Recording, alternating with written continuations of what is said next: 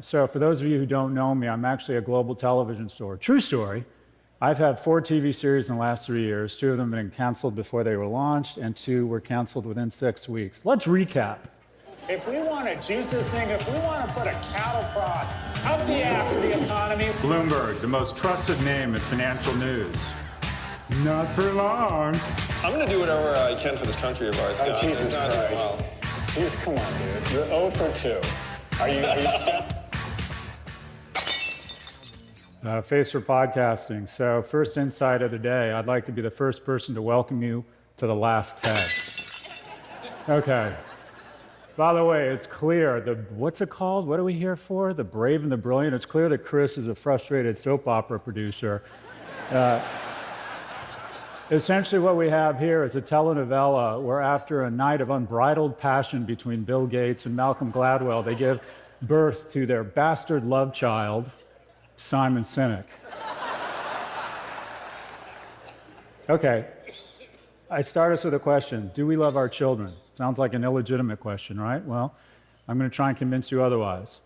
Essentially, as we go down generations, we're seeing that for the last 2 generations, people are making less money on an inflation-adjusted basis. In addition, the cost of buying a home, the cost of pursuing education continues to skyrocket. So the purchasing power, the prosperity, is inversely correlated to age. Simply put, as we get younger, we're taking away opportunity and prosperity from our youngest.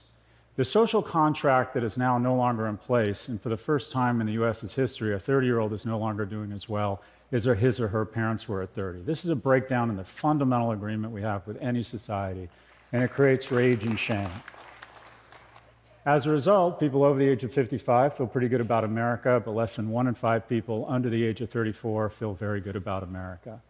This creates an incendiary. Righteous movements, cuts to our society end up becoming opportunistic infections because generally speaking, young people have a warranted envy, they're pissed off, and they're angry that they don't enjoy the same spoils and prosperity that were provided to our generation. A decent proxy for how much we value youth labor is minimum wage, and we've kept it purposely pretty low. If it had just kept pace with productivity, it'd be about $23 a share, but we've decided to purposely keep it low.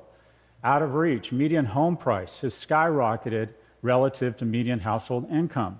As a result, pre-pandemic, the average mortgage payment was $1,100. It's now $2,300 because of an acceleration in interest rates and the fact that the average home has gone from $290,000 to $420,000. By the way, the most expensive homes in the world, based on this metric, are number 3, Vancouver. Why? Because 60% of the cost of building a home goes to permits. Because guess what? The incumbents that own assets have weaponized government to make it very difficult for new entrants to ever get their own assets, thereby elevating their own net worth. This is the transfer I'm going to be speaking about. This has resulted in an enormous transfer of wealth, where people over the age of 70 used to control 19% of household income, versus people under the age of 40 used to control 12. Their wealth has been cut in half. This isn't by accident, it's purposeful. This is me at UCLA in 1987. I know your first thought is I haven't changed a bit.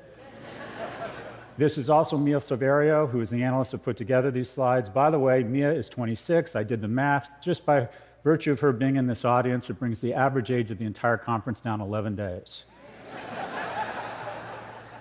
When I applied to UCLA, the admissions rate was 76%. Today, it's 9%. I received a 2.23 GPA from UCLA. I learned nothing but how to make bombs out of household items in every line from Planet of the Apes.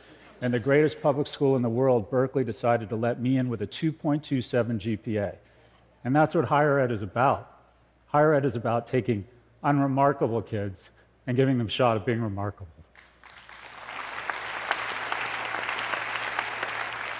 And every year, it's gotten more expensive. Higher ed and homes, and the ability, not only is higher ed incredibly expensive, it's not accessible, because me and my colleagues are drunk on luxury, and I'll come back to that. We've embraced the ultimate strategy. Me and my colleagues in higher ed wake up every morning and ask ourselves the same question when we look in the mirror. How can I increase my compensation while reducing my accountability? And we have found the ultimate strategy. It's called an LVMH strategy, where we artificially constrain supply to create aspiration and scarcity such that we can raise tuition faster than inflation. And old people and wealthy people have done the same thing with housing. All of a sudden, once you own a home, you become very concerned with traffic, and you make sure that there's no new housing permits.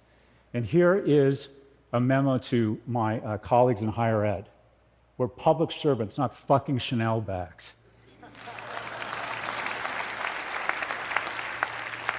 Harvard is the best example of this. They've increased their endowment in the last 40 years and have decided to expand their enrollment, their freshman class, by 4%.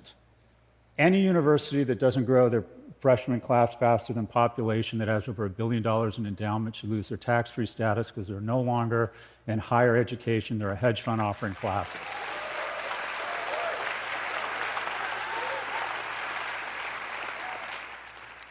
My first recommendation: Biden should take some of that $750 billion earmarked to bail out the 1/3 of people that got to go to college on the backs of the 2/3 that didn't, and give $1 billion to our 500 greatest public institutions, size adjusted, in exchange for three things. One, they use technology and scale to reduce tuition by 2% a year, expand enrollments by 6% a year, and increase the number of vocational certifications and non-traditional four-year degrees by 20%. Where does that get us?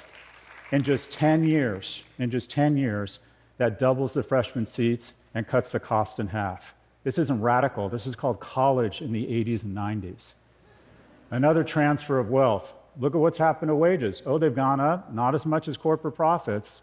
There's a healthy tension between capital and labor. For the last 40 years, capital has been kicking the shit out of labor. Well, you think, whoa, what about wages, right? They've gone up. Well, if you compare them to the S&P, they barely register. It's been an amazing time to own assets, but your attempt to get the certification or the income such that you can acquire assets has gotten harder and harder. In my class of 300 kids, it's never been easier to be a billionaire. It's never been harder to be a millionaire. By the way, our job in higher ed isn't to identify a top 1% of people who are freakishly remarkable or have rich parents and turn them into a superclass of billionaires. It's to give the bottom 90 a chance to be in the top 10. You know who doesn't need me or higher education? The top 10%. The whole point of higher ed is to give the unremarkables, i.e. yours truly, who was raised by a single immigrant mother, a shot at being remarkable. The transfer has been purposeful. While the cohorts, corporations, and the ultra-wealthy continue to garner more and more of our wealth, we have decided, I know, if they win the gold, let's give them the silver and the bronze, and let's lower their taxes. This transfer is purposeful. It's not by accident. And it works. Senior poverty is way down, and we should celebrate that. Meanwhile, child poverty is flat to up. The third rail, I'm going to talk about Social Security. It would cost $11 billion to expand the child tax credit, but that got stripped out of the infrastructure bill.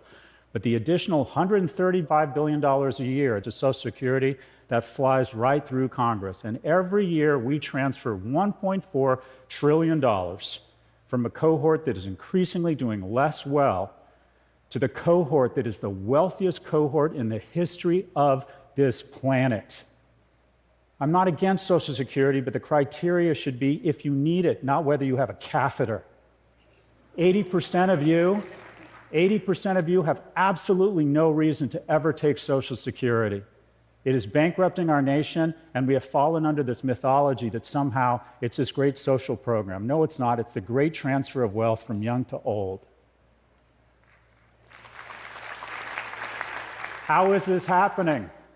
Because our representatives are, in fact, representative. Old people vote. Washington has become a cross between the land of the dead and the Golden Girls.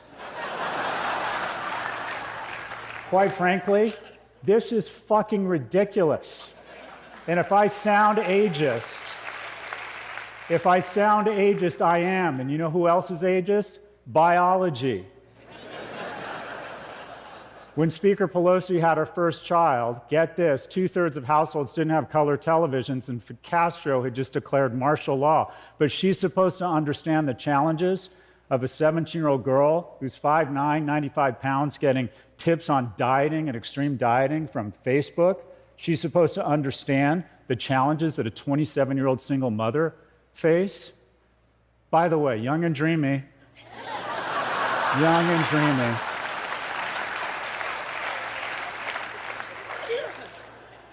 the great intergenerational theft took place under the auspices of a virus. I know, let's use the greatest health crisis in the century to really speedball the transfer. This is the NASDAQ from 2008 to 2012. We let the markets crash. And by the way, you need churn, you need disruption because it seeds and recalibrates advantage and wealth from the incumbents to the entrants. It's a natural part of the cycle. But wait, lately, no, 1 million people dying would be bad, but what would be tragic is if we let the NASDAQ go down and guys like me lost wealth. So we pumped the economy, which again, increased the massive transfer of wealth. The best 2 years of my life, COVID, more time with my kids, more time with Netflix, and my value of my stocks absolutely exploded. And who has to pay for my prosperity? Not me. Future generations who will have to deal with an unprecedented level of debt. Why am I here and why do I get the prosperity I enjoyed? Because in 2008, we bailed out the banks, but we didn't bail out the economy. We let the markets fall. So as I was coming into my prime income earning years, I got to buy, no joke, these stocks at these prices. This is where those stocks are now. Where does a young person find disruption? When you bail out the baby boomer owner of a restaurant, all you're doing is robbing opportunity from the 26-year-old graduate of a culinary academy that wants her shot. We need disruption.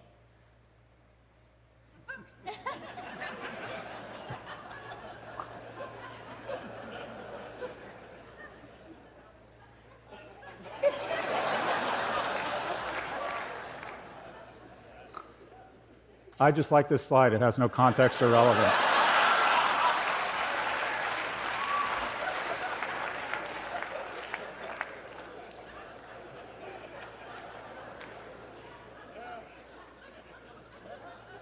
We're economically attacking the young, but I know, let's attack their emotional and mental well-being. Let's take advantage of the fact of the flaws in our species with medieval institutions, Paleolithic instincts, and godlike technology.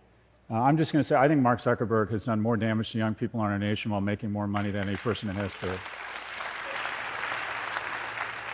Oh, but wait, what could be worse? It's as if we let an adversary implant a neural jack into our youth to raise a generation of civic, military, and business leaders that hate America.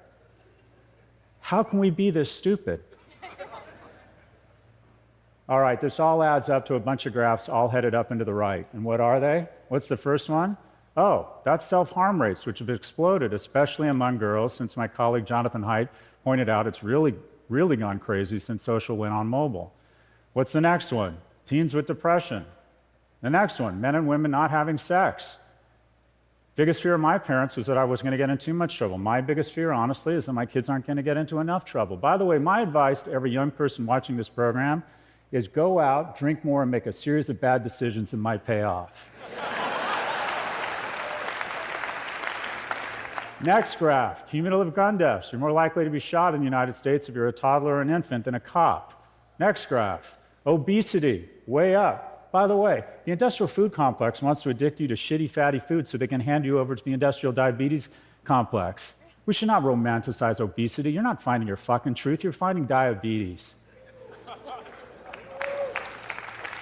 Overdose deaths, way up. Deaths of despair. When I was in high school, it was drunk driving. Now it's kids killing themselves. Young people don't want to have kids anymore. 2/3 of people aged 30 to 34 able-bodied used to decide to have at least one child. It's been cut in half. It's now less than a third, 27%. As a result, people over the age of 60 in the US, pretty happy. People under the age of 30, not so much. Some of the lowest in the free world. What can we do? Nothing wrong with America that can't be fixed with what's right with it. We got the hard stuff figured out. There are programs to address all of these issues that cost a lot of money. That's the hard part. And we have figured this out. In just 5 minutes post an earnings call, we can add $250 billion to the economy. We've got the hard part figured out, the resources. We have the money, but we decide not to do it. This is per capita spending on childcare in the United States relative to other nations. This is housing permits. Things are doable. We increase minimum wage to $25 an hour. It goes into the economy. The wonderful things about low and middle income households is they spend all their money. We have to restore a progressive tax structure with alternative minimum tax on corporations and wealthy individuals. We need to refund the IRS. We need to reform Social Security. It should be based on whether you need the money, not on how old you are. We need a negative income tax. My friend Andrew Yang screwed up a great idea, but he branded it incorrectly. Instead of calling it UBI, he should have got Republicans on board by calling it a negative income tax. We need to eliminate the capital gains tax deduction. When did we decide that the money that capital earns is more noble than the money that sweat earns? Shouldn't it be flipped? We need to remove 230 protection for all algorithmically elevated content. We need identity verification. The reason we can have identity verification is because we have a First Amendment. Break up big tech. We have monopolies that are incurring greater and greater costs on every small business and parents because, again, see above, our representatives don't understand these technologies. We need to age-gate social media. There's absolutely no reason anyone under the age of 16 should ever be on social media. We need universal pre-K. We need to reinstate the expanded child tax credit. We need term limits, see above Andrew Yang. We need income-based affirmative action. Any visible signs of affirmative action make no sense at all. You would rather be born gay or non-white in the United States today than poor, and that's a sign of our progress and our need to recalibrate who we give advantage to. Affirmative action, of which I'm a beneficiary of, I got Pell Grants, I got unfair advantage. Affirmative action is a wonderful thing, and it should be based on color. It should be based on green, how much money you have or don't have. Expand college enrollment and vocational programs, mental health, ban phones in schools, invest in third places, big brothers and sisters programs. We need national service. We need to tell people in the United States and Canada that they live in the greatest countries in the world, and we need to remind them of that every day by exposing them to other great Americans where they feel connected tissue. We can do all of this. We can do all of it. We have the resources. The question is, do we have the will? This is my last slide. It is an emotionally manipulative slide to try and get you to like me more. But it does have a message. This is the whole shooting match. Anybody here without kids, ask someone with kids. You have your world of work, you have your world of friends, you have your world of kids. Something happens here, your whole world shrinks to this.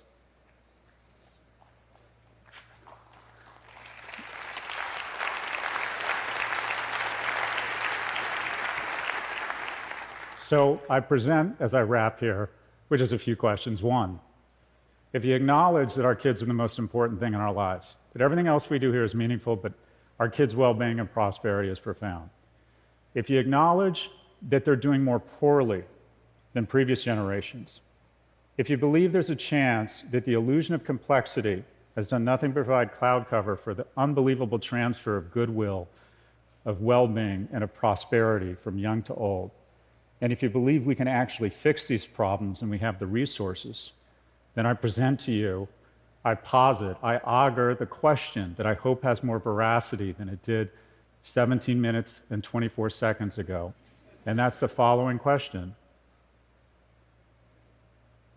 Do we love our children? My name is Scott Гэллоуэй. I teach at NYU, and I appreciate your time. Thank you.